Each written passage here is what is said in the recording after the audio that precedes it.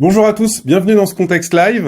On vous retrouve ce matin dans un moment assez particulier, puisque pour la première fois dans l'histoire de la Ve République, un gouvernement est tombé après avoir utilisé l'article 49.3 de la Constitution. Michel Barnier est donc victime de la motion de censure déposée par les députés Nouveau Front Populaire et votée par le Rassemblement national. Alors, depuis quelques jours, les commentateurs de la vie politique ont beaucoup discuté des options possibles. Les juristes ont ressorti leur exemplaire de la Constitution du placard. Les administrations ont fait des notes, on en parlera, pour décrire les scénarios possibles. En ce qui nous concerne ce matin, on va essayer de se concentrer sur les hypothèses qu'on considère les plus crédibles. Mais on pourra quand même revenir sur les autres scénarios si jamais vous nous posez la question.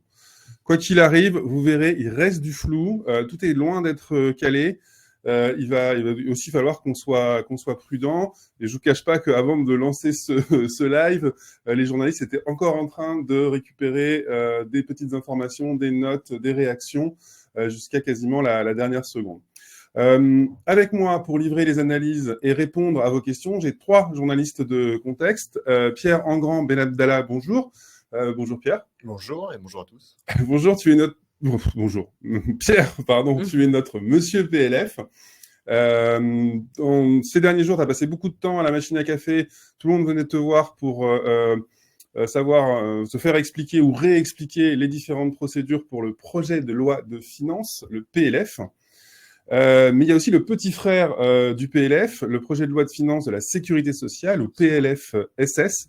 Et vous l'avez compris, à ma table, nous avons aussi Madame PLFSS, c'est Aurélie Franc. Bonjour Aurélie. Oui, bonjour Yann, bonjour à tous. Vous l'avez compris, on va beaucoup parler des textes budgétaires aujourd'hui, puisque c'est le gros enjeu de cette censure du gouvernement de Michel Barnier. C'est ça qui crée le plus d'incertitudes. On va aussi s'intéresser aux conséquences politiques plus larges du vote de l'Assemblée. On va même commencer avec ça, avec Virginie Riva, qui suit notamment le gouvernement chez nous. Bonjour Virginie. Bonjour. Situation politique d'abord, PLF ensuite, PLFSS pour terminer. Ce sont les 3 parties de ce contexte live. On va partir pour 1 heure environ en essayant de pas trop déborder. Vous avez posé quelques questions avant qu'on commence. Merci à ceux qui l'ont fait. Vous pouvez encore le faire. Pour ça, il faut utiliser l'espace chat qui se trouve normalement en bas à droite de votre écran. Vous pouvez aussi rebondir, compléter, commenter ce qui a été dit par les participants. Et tout ça, ça se passe toujours dans l'espace chat. Virginie, on commence avec toi donc. Une question simple. Michel Barnier a été remercié par l'Assemblée. Est-ce qu'on sait quand est-ce qu'on aura un nouveau Premier ministre et est-ce qu'il faudra attendre 2 mois comme après les législatives? Alors, a priori, non. Ce qu'on dit, c'est qu'on parle d'une nomination très rapide.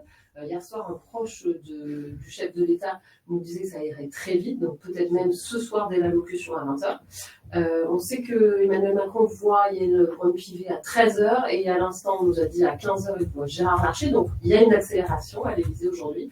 Après, ce qui peut se passer, c'est qu'il peut aussi nommer un Premier ministre très rapidement, ce qui est assez inhabituel chez lui, mais prendre un peu plus de temps, selon les contours de la coalition, on va en parler plus tard, pour nommer la totalité du gouvernement. Et là, effectivement, Emmanuel Macron nous a habitués à des temps de nomination très longs. Donc, et des nominations en plusieurs étapes. En général. Après le quand, il y a le qui. On va pas passer trop de temps dans le jeu des pronostics, parce que là, évidemment, tout le monde est un peu dans ce jeu-là. Cependant, il y a des noms qui reviennent avec insistance. Oui, effectivement, il y a 2 noms qui reviennent beaucoup. C'est Sébastien Lecornu et François Bayrou, surtout parce que le RN a fait savoir à travers la voix de Jordan Bardella hier sur France Inter que dans les 2 cas, il ne censurerait pas. Alors, juste pour rappeler, pour ceux qui ne s'en souviennent pas, les 2 n'ont aucun contentieux avec le RN. Après, la question c'est, est-ce qu'Emmanuel Macron peut nommer un très proche? Là, il y a des doutes, ça semble délicat vu la situation politique. Et les 2, en plus, ont chacun un petit handicap, c'est normal. Lecornu, ça serait avec le Sénat, parce qu'en 2020, il s'est présenté au sénatorial en laissant entendre qu'il voudrait prendre la place de Gérard Larcher, ce qui est un irritant évidemment au Sénat toujours. Et puis François Bayrou, beaucoup nous disait, c'est quand même très compliqué de travailler avec lui. Après, on cite, je vous dis pêle-mêle, Catherine Vautrin, Bruno Retailleau, François Baroin. Voilà, là, peut-être que c'est Retailleau qui pour l'instant semble le plus probable dans ces 3 noms. Ah bah c'est bien, on a tu te mouilles un petit peu, on verra si tu as raison, j'espère, enfin j'imagine assez rapidement. Voilà, on va rapprocher un peu ton micro parce qu'on nous signale que ton son est le son est un peu faible. Voilà, on va essayer de régler ça en tout cas en coulisses. On a parlé des noms les plus évidents, il y a d'autres possibilités, au moins sur le papier, comme nommer une personnalité de centre-gauche. Il y a aussi l'idée d'un profil technique qui serait pas marqué politiquement. Est-ce que ça, c'est encore sur la table? Ça s'éloigne un peu. Le profil technique, on parlait notamment de François Villeroy de Gallo, gouverneur de la Banque de France. Et sur le profil de centre-gauche, c'est à ce stade peu crédible. Évidemment, toujours Bernard Cazeneuve qui pourrait revenir. Mais là, c'est la question de la majorité qui se pose. Donc, l'option centre-gauche, à ce stade, on y croit moyennement, ici en tout cas. Alors, on aura un nouveau Premier ministre, c'est à peu près sûr. Est-ce qu'on aura une nouvelle majorité pour le soutenir ou au moins un nouveau socle commun? Alors, l'hypothèse la plus probable à ce stade, vu l'urgence aussi, c'est que le socle commun soit reconduit. Après, la question, c'est beaucoup de voix souhaitent davantage l'ouvrir à gauche. Je rappelle que Michel Barnier n'a réussi à attraper que Didier Migaud comme personnalité de gauche. Donc voilà, on ne sait pas très bien quels seront les contours du futur socle commun. Laurent Wauquiez avait dit que le soutien de LR ne valait que pour Michel Barnier hier. Et puis là, ce matin, sur France 2, il a précisé un peu son propos en disant qu'il ne ferait pas tomber le futur gouvernement, même si la participation n'était pas automatique, la participation de LR. On va faire micro commun, je crois, parce que c'est ton micro qui est un petit peu qui est défaillant, mais je crois que si j'approche le mien, on s'en sort pas si mal. Il y a une solution qu'on n'a pas encore abordée, c'est celle du gouvernement d'union nationale. C'est un petit peu un fantasme qui émerge dès qu'il y a crise dans la cinquième. Gouvernement d'union nationale avec un programme politique limité, mais qui aurait le soutien de tout le monde. Là aussi, c'est sur la table. Oui, c'est vrai qu'on l'entend beaucoup, c'est une option, ça serait une nouveauté, plutôt que de se retrouver à gérer les lignes rouges de chacun, comme a dû le faire Michel Barnier avec le socle commun, effectivement. Le président de la République, peut s'engager sur ça, demander à son Premier ministre de trouver un accord de coalition. Mais là encore, les desiderata de chacun divergent et on voit que déjà depuis 2 jours, chacun a posé un peu sa liste de courses. Boris Vallaud, c'est les services publics, les hôpitaux, l'urgence climatique. Et Bruno Retailleau, hier soir, a aussi dit la sienne, qui était sécurité, immigration, travail, reconnaissance du mérite. Donc là aussi, on a peu de temps, il faut un budget, on va le voir tout de suite. Donc former un accord de coalition, on le sait par nos exemples étrangers européens, ça peut prendre du temps. Oui, parfois plusieurs mois, et même chez nos amis belges, encore plus longtemps. Alors, on a dit, on est sur une hypothèse d'une nomination rapide. En tout cas, il y a beaucoup de signaux qui le laissent penser. Cependant, si c'est pas le cas, on peut quand même évoquer la possibilité pour Barnier de rester quelque temps, même démissionnaire, et de gérer les affaires courantes. Là se pose la question de des limites des affaires courantes. Et on a quand même un document peut-être qui permet de... On a la note du service général du gouvernement qui date de juillet, puis on a republié d'ailleurs une autre note ce matin qui date d'août. En gros, la note est très claire et le secrétariat général du gouvernement distingue entre affaires urgentes et affaires ordinaires. Donc les affaires ordinaires, c'est la marche de l'État qui ne nécessite pas de grands choix politiques. Les affaires urgentes, là, effectivement, la note laisse entendre, même si ce n'est pas écrit noir sur blanc, que le budget rentre dans cette catégorie. Elle n'exclut pas la sollicitation du Parlement en cas de nécessité de prendre des mesures financières urgentes, ce qui est évidemment le cas aujourd'hui. Alors, dans les questions qu'on a déjà reçues, Virginie, est revenu souvent la question du reste de l'agenda parlementaire, notamment les propositions et les projets de loi dont l'examen était déjà prévu. On n'est pas dans le cadre d'une dissolution où tout tombe d'un coup à l'Assemblée. Qu'est-ce qui se passe avec cette censure si on prend la problématique de l'agenda ? Eh bien, écoutez, justement, Yael Braun-Pivet a réuni hier soir à 21h30 tous les présidents de groupe pour en parler. Collectivement, ils ont acté le fait que les travaux étaient ajournés. Pourquoi ? Parce que sans ministre au banc, il ne peut pas y avoir d'examen en séance. Mais en revanche, le travail en commission continue. Elle l'a redit ce matin sur France Inter. Le travail des commissions d'enquête peut également continuer.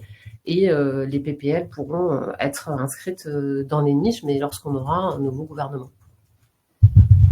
Très clair. Merci beaucoup, Virginie. Je vous mets le lien vers la fameuse note du SGG sur les affaires courantes qui avait été publié par Contexte. Voilà pour le lien. Je vois pas encore de questions, à part les remarques sur le son, mais on dirait que ça s'est un peu amélioré. Si, je vois des questions, autant pour moi. Question pour la suite, nous demande Thomas Coulomb. Quid des expérimentations du gouvernement qui devraient être prolongées dans le PLF? On doit s'attendre à ce qu'elles ne soient pas prorogées. Alors, on va parler du PLF, mais on peut peut-être déjà répondre à ça. On va en parler tout à l'heure, mais je pense qu'on vaut mieux qu'on y revienne tout à l'heure. D'accord. Ok. On garde en tête ces fameuses expérimentations du gouvernement. Oui, encore des questions budget. J'ai un petit peu vite. Il y a une question sur les commissions spéciales. Ah, bien vu. Qu'en est-il des commissions spéciales, Virginie? Comme je disais, donc les commissions permanentes, effectivement, elles peuvent siéger.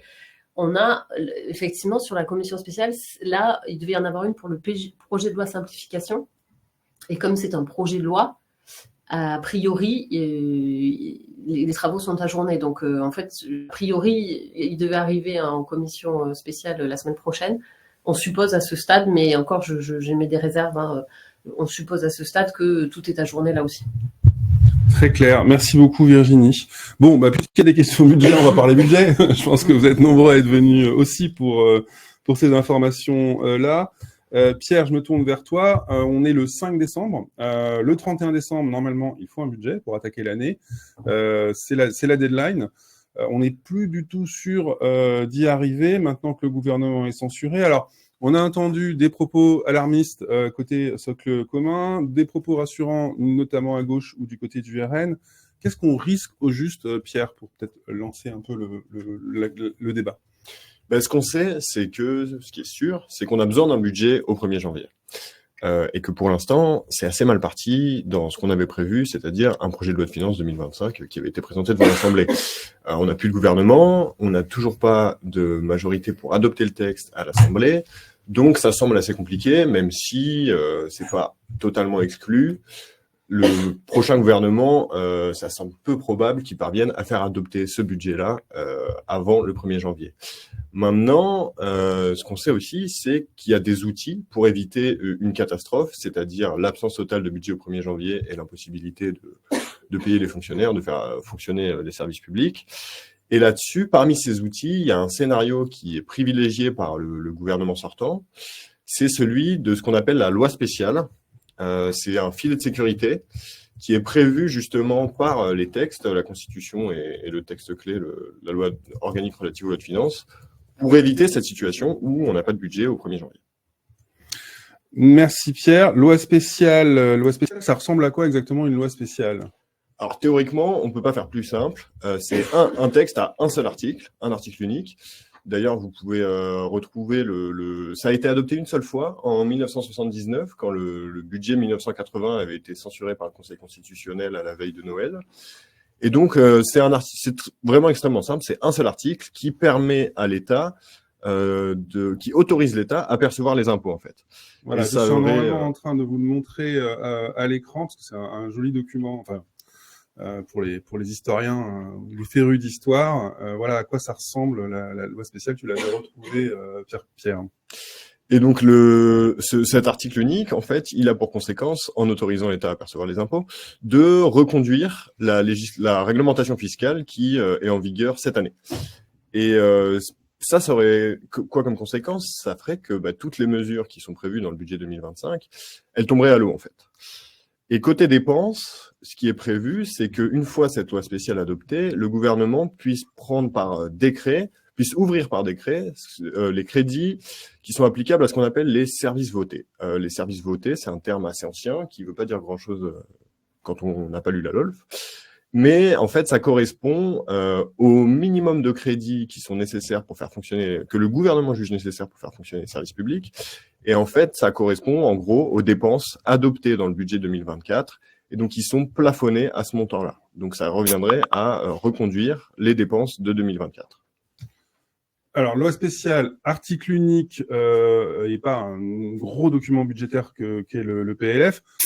Tel que tu le présentes, ça a l'air simple, ça a l'air facile à voter, mais je crois que ça résout pas tous les problèmes. Il reste des trous dans la raquette. Oui, bah, il y a notamment un gros risque qui est identifié. En fait, il faut savoir que le dernier cas le précédent date d'il y a plus de 40 ans. C'était une situation totalement différente. La situation politique n'était pas la même. Le budget ressemblait pas du tout à ce qu'on adopte aujourd'hui. Et donc, le secrétariat général du gouvernement, dans la note qu'on publie ce matin, en fait, il a identifié un risque qui est lié à une catégorie de dépenses qu'on appelle les prélèvements sur recettes, les PSR. Cette catégorie, c'est pas anecdotique, hein, c'est plusieurs dizaines de milliards de dépenses et ça recouvre notamment la contribution française à l'Union européenne et beaucoup de financements de l'État envers les collectivités, notamment la dotation globale de fonctionnement qui est la plus importante. On a reçu des questions là-dessus, des inquiétudes du côté des communes, par exemple. Tout à fait. Et donc en fait, le SGG explique que ces financements-là ne pourraient potentiellement pas être reconduits par l'adoption d'une loi spéciale, puisqu'ils ne font pas partie des crédits votés, enfin des services votés, donc on ne pourrait pas les reconduire par décret.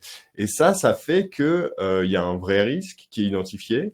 La solution qui est envisagée par le SGG et par beaucoup de spécialistes du droit parlementaire, en fait, ce serait d'ajouter des articles. Il y a les PSR, il y a aussi les autorisations pour l'État d'emprunter. C'est deux questions qu'il faut régler. Et la solution, ce serait d'ajouter des articles à cette loi spéciale pour permettre de régler ce problème. Mais si on ajoute des articles dans cette loi spéciale, il va falloir indiquer des montants de dépenses dans ces articles. Et là, les députés vont être tentés de débattre de ces montants, finalement, de refaire un peu le match du PLF. Probablement, et surtout, ce qu'on sait, c'est que les montants, généralement, ça fait beaucoup débattre à l'Assemblée et au Sénat, notamment quand ça touche à des sujets aussi politiques que la contribution française à l'Union européenne, qui est un des sujets phares du RN qui veut le réduire chaque année, qui avait réussi à le faire par amendement cette année, ou à la dotation globale de fonctionnement, enfin au financement aux collectivités, que beaucoup de groupes, notamment d'opposition, veulent augmenter chaque année, indexer sur la DGF. Personne n'est d'accord sur le montant qu'il faut mettre. Donc là, le risque avec ça, c'est qu'on passe d'un texte très neutre avec un article qui autorise à percevoir les impôts à un texte où on a des débats politiques qui seraient beaucoup moins consensuels. On parle aussi beaucoup de risques en matière de pression fiscale. L'idée étant que si on renouvelle le volet recettes de 2024, les Français pourraient se retrouver à payer plus d'impôts. Mais tout le monde n'est pas d'accord sur ce point. Alors ça, effectivement, c'est le principal argument de Michel Barnier et du gouvernement pour dissuader et critiquer la censure et qui amènerait à l'adoption d'une loi spéciale sur l'OE.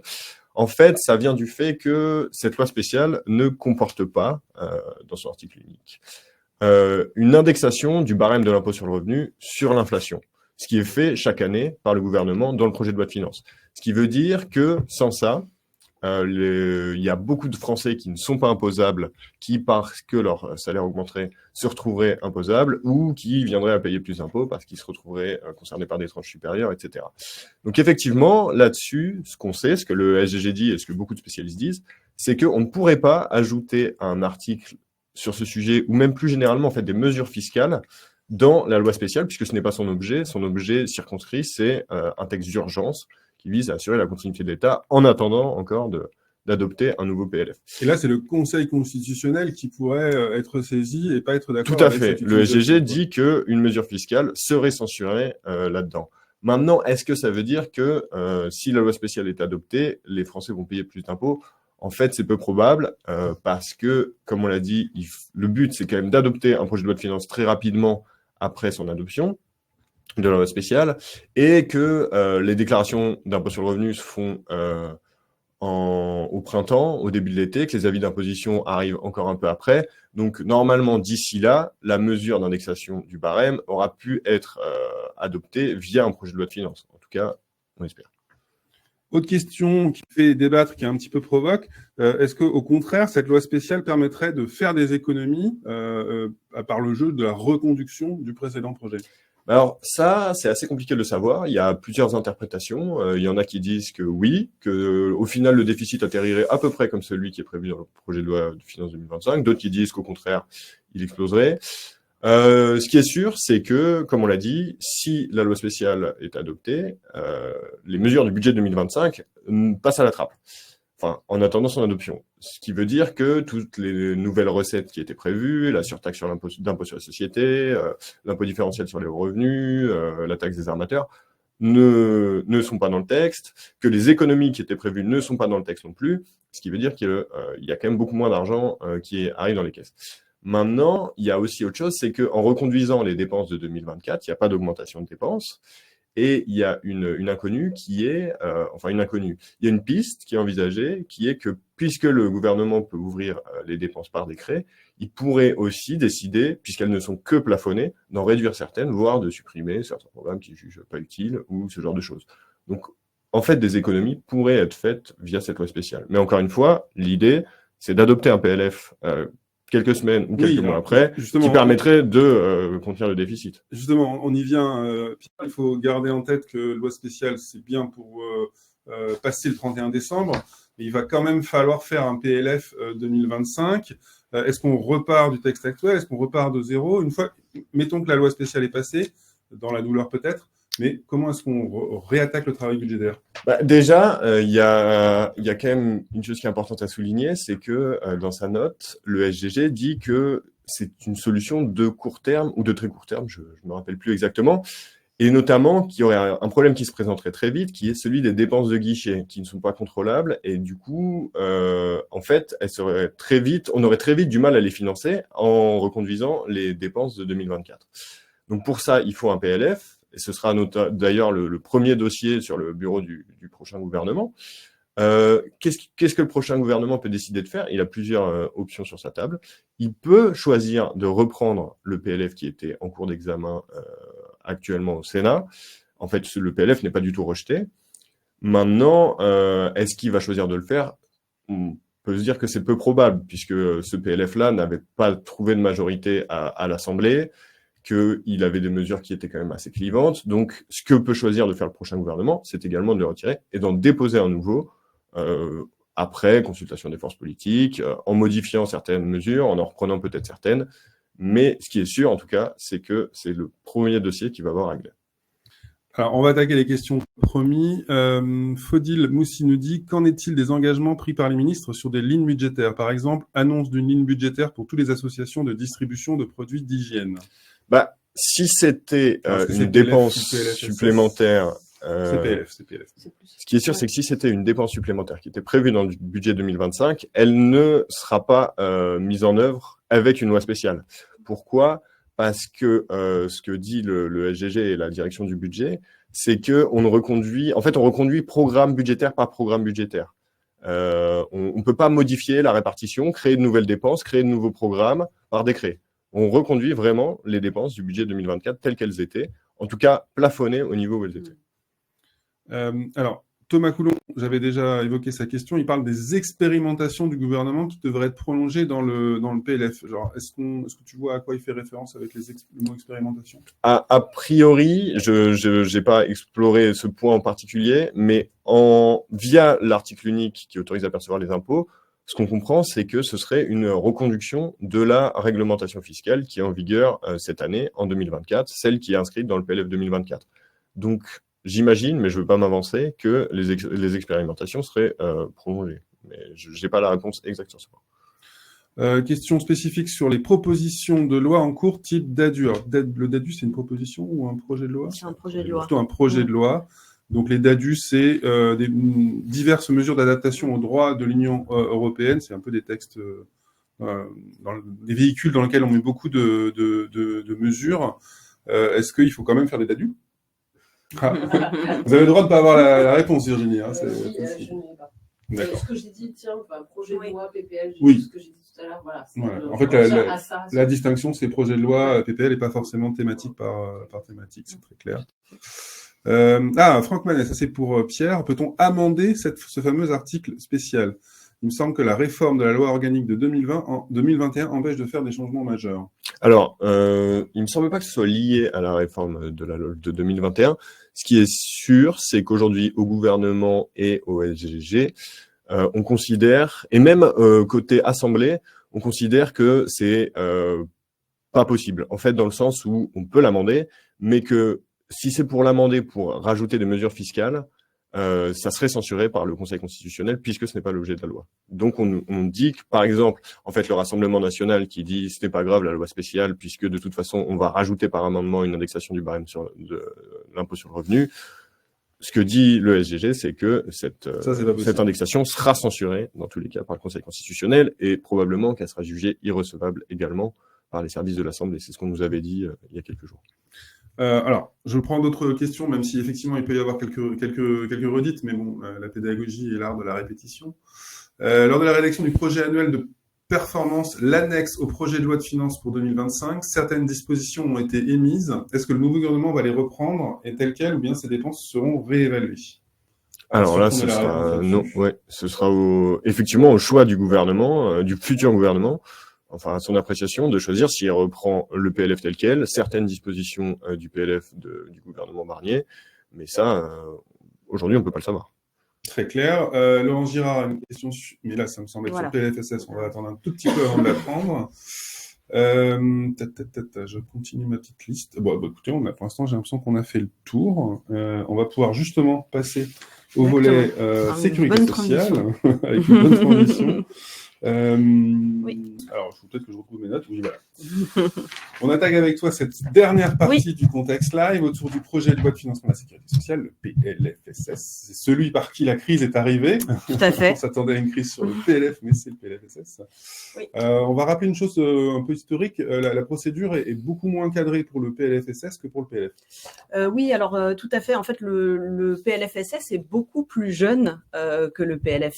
Le projet de loi de finances est déjà maintenant à plusieurs décennies. C'est pas encore le cas du PLFSS qui date des années de l'année 1996 et il est moins cadré. C'est un texte qui est assez moins cadré à la fois s'agissant des dispositions constitutionnelles et organiques. Par exemple, Pierre a parlé beaucoup de la loi spéciale.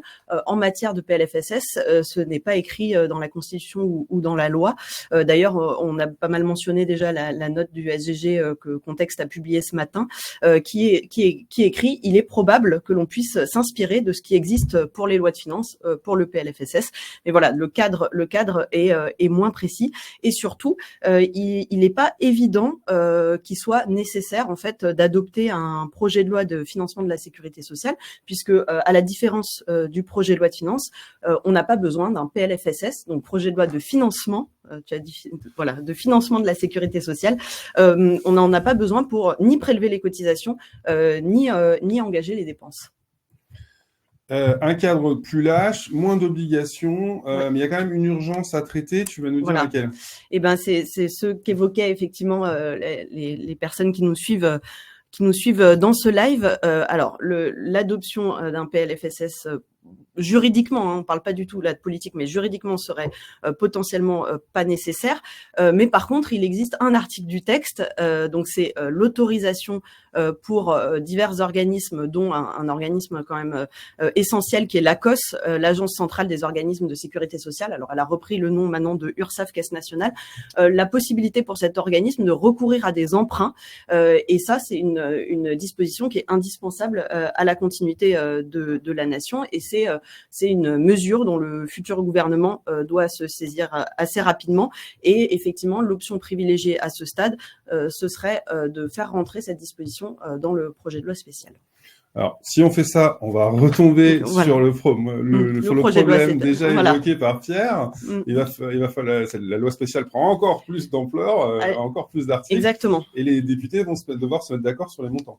Oui, alors il y a même deux questions là-dedans. La première, c'est effectivement, est-ce que ça serait intégré à la loi spéciale? Donc toutes les problématiques que vient d'évoquer Pierre sur qu'est-ce qu'on peut mettre finalement dans cette loi valent pour cette disposition-là, et également la question se pose en fait de savoir s'il vaudrait pas mieux en fait faire une loi ad hoc effectivement sur cet emprunt. C'est notamment ce qu'indiquait le SGG en août. Alors ça semble pas être l'option privilégiée du gouvernement actuel, enfin de l'exécutif démissionnaire, qui serait plutôt de effectivement l'intégrer dans la loi spéciale, mais il y a aussi la possibilité potentiellement de faire une loi ad hoc. Et effectivement, il y a l'autre enjeu que tu mentionnes très justement, qui est celui du montant, puisque le plafond plafond d'emprunt pour l'ACOS a été rehaussé entre la LFSS 2024, donc la loi qui a été adoptée l'année dernière, c'était 45 milliards. Cette année, le gouvernement envisageait 65 milliards d'emprunts, sauf que ce cadrage budgétaire, il a été effectué dans le cadre d'un PLFSS qui envisageait un déficit de la sécurité sociale estimé entre 15 et 18 milliards. Là, la première question qui se pose, c'est quel est le déficit et donc quel est l'emprunt qui est nécessaire. Où est-ce qu'on va placer le curseur, quoi? Voilà, c'est ça. D'ailleurs, on parle Ouais, des déficits. Ce que tu nous as expliqué en préparant un peu ce contexte live, c'est que l'avantage d'un PLFSS, c'est que ça permet quand même aussi de contenir les déficits dans des limites raisonnables. Il y a un risque qu'il soit plus important si on n'a pas ce cadre-là. Oui, effectivement. Donc la première mesure urgente qu'on vient d'évoquer, qui est l'article 13, il y a aussi un enjeu très important sur la question du déficit de la sécurité sociale, puisque la loi de financement de la sécurité sociale, comme tu le dis très bien, un de ses objectifs, c'est de maîtriser les dépenses. Dans le PLFSS pour 2025, donc dans ce qu'avait prévu le gouvernement de Michel Barnier, le projet de loi initial envisageait 16 milliards. Finalement, après la CMP, on était arrivé à 18,5 milliards de déficit. Sauf que, en l'absence de ce texte, en fait, il faut repartir des prévisions pré-PLFSS. Voilà, j'espère que je ne perds personne dans le live. Il faut repartir des prévisions donc pré-PLFSS. Et là, il faut se pencher sur un organisme qui existe, qui est la Commission des comptes de la sécurité sociale, qui a envisagé, en l'absence de mesures d'économie, un déficit à 28,4 milliards. Alors, tout ça est sous condition aussi de pas oublier qu'il y a certaines mesures dans le PLFSS, mesures d'économie qui devaient passer par des voies réglementaires. Je pense notamment, on a beaucoup discuté du ticket modérateur et du transfert de charges de l'assurance maladie vers les complémentaires. Après, 28,4 milliards, c'était pas du tout ce qui était envisagé en termes de mesures réglementaires. Voilà. Alors, mettons qu'on arrive à boucher les trous avec les moyens législatifs du bord. Qu'est-ce qu'on fait pour le PLFSS 2025, puisque on a géré l'urgence, mais enfin, est-ce qu'on reprend l'examen du texte? Eh ben, c'est un peu la même question qu'évoquait Pierre tout à l'heure. Ça va être à la main du futur gouvernement.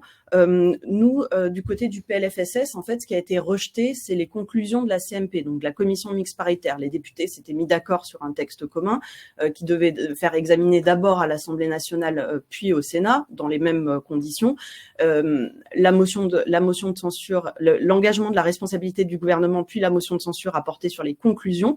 Donc, les conclusions de la CMP ont été rejetées, mais le texte peut juridiquement, encore une fois, repartir en nouvelle lecture à l'Assemblée, puis au Sénat, puis en lecture définitive à l'Assemblée nationale. Mais là, on en revient aux enjeux politiques qui sont que, en l'absence de majorité, ça semble peu probable que le PLFSS passe en l'état. Après, il y a évidemment l'enjeu du dépôt d'un nouveau texte. Et voilà. Et la dernière option, mais qui excluait le gouvernement, ce serait de passer par ordonnance. Voilà, mais ça sera au prochain exécutif de décider. Et au futur Premier ministre. Et au futur Premier ministre, tout à fait. Virginie, on a parlé de la tension politique que le RN a réussi à mettre dans l'examen du PLFSS. Si on rouvre le débat comme Aurélie nous l'indique, le RN va continuer à pousser ses pions. Effectivement, oui. C'est vrai que Jordan Bardella, hier, a dit qu'en fait, il souhaitait repartir de là où ils en étaient arrivés dans la négociation avec Michel Barnier. Donc, effectivement, des remboursements des médicaments obtenus lundi matin en fin de matinée.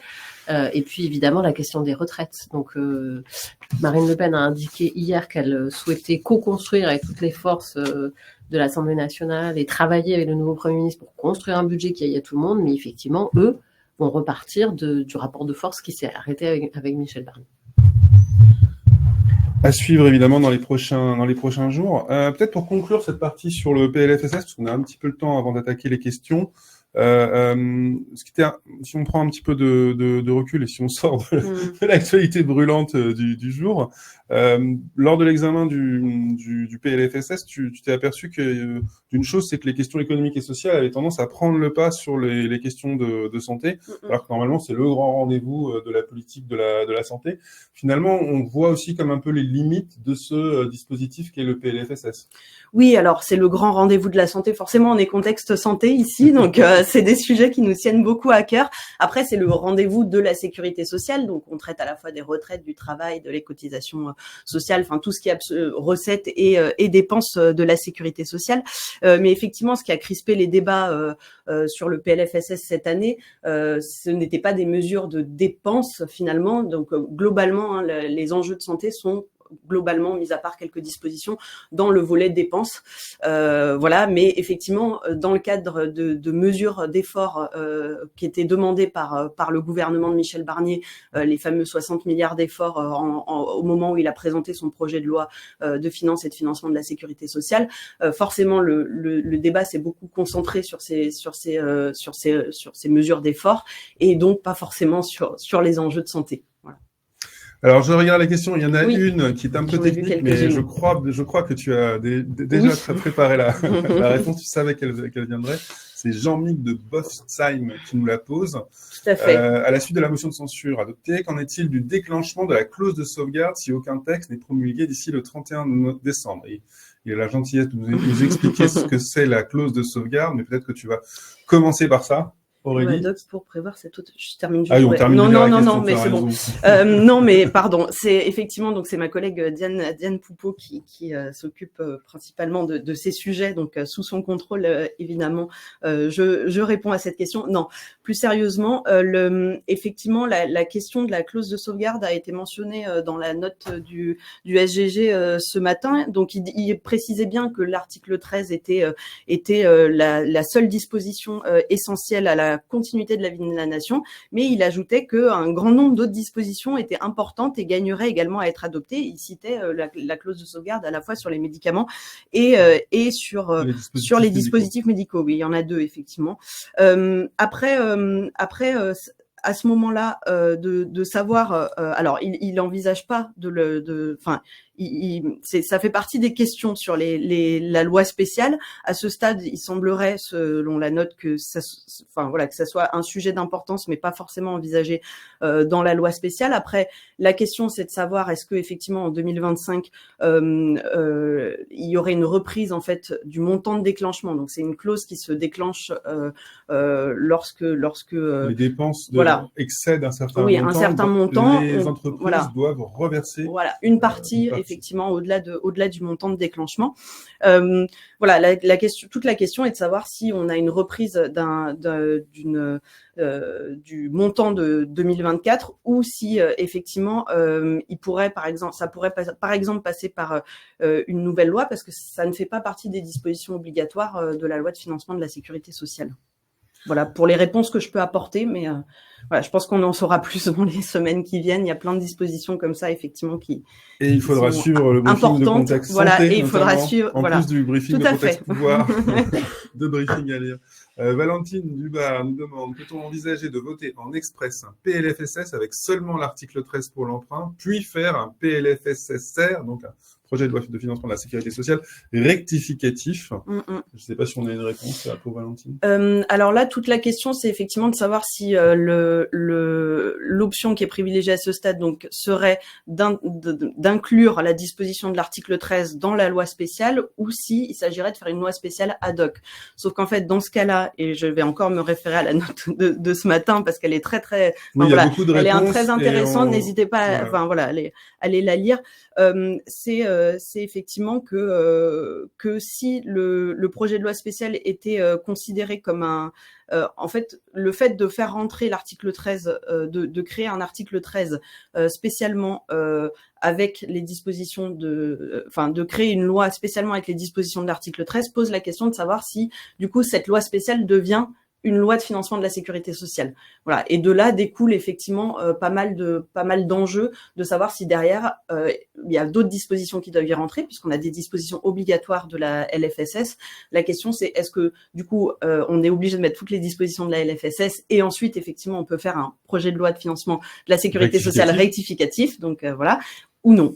Voilà. Mais évidemment tout ça est encore à déterminer. Virginie, je crois que tu voulais revenir un petit peu sur la réponse qu'on a faite sur le fameux DADU. Donc, c'est ce projet de loi où on cale plein de dispositifs législatifs qu'il faut changer pour mettre en harmonie avec le droit de l'Union européenne.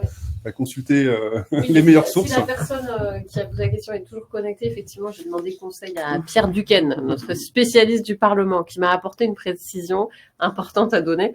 C'est qu'en fait, les transpositions des directives figuraient dans les situations d'urgence pointées par le GG pour légiférer si le délai de transposition est dépassé. Donc, ce que j'ai dit sur les PGL, effectivement, le DADU ne rentrait pas dans cette catégorie, mais est considéré comme effectivement une situation plus d'urgence. Donc ça veut dire que même un gouvernement affaires courantes fera passer un DADU Voilà. puisqu'il y a un engagement de la Exactement. France à tenir auprès de l'Union européenne. Très clair. Un projet de loi de financement rectificatif de la sécurité sociale serait-il envisageable dès la rentrée, demande Gauthier. Bon, je crois que tu vas peut-être répéter un peu déjà ce que tu as dit.